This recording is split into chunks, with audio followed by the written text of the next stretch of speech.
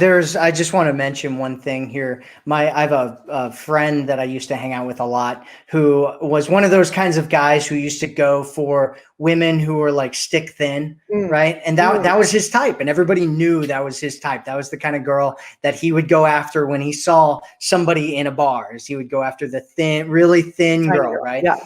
And it was really interesting because the woman that he ended up with was not this, super thin kind of woman that he would normally go after when you'd see him going after girls in the bar.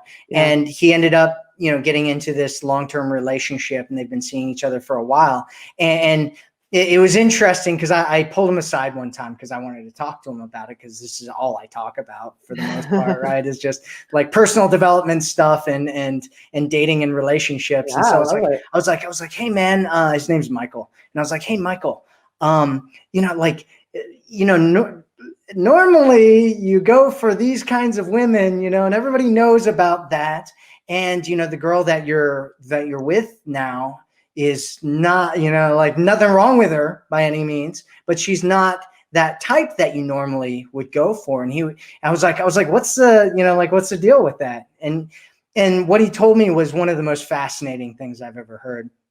And he's like, yeah, man, I don't know. It's just when I saw her, it's just, there's something about her that just made me want to run over and just like grab her and start kissing her. Wow. And he's like, I know she's not the normal type that I go for. And if I would have told you what kind of a type that I look for, it wasn't her. Mm-hmm. But, there's something about her that just made me feel so attracted to her. And so I went over and talked to her, and, we're in a relationship now, and I still feel that way, which he said normally he doesn't. Like after a period of time, he kind of loses interest and pulls away and all that kind of stuff and disappears. Right.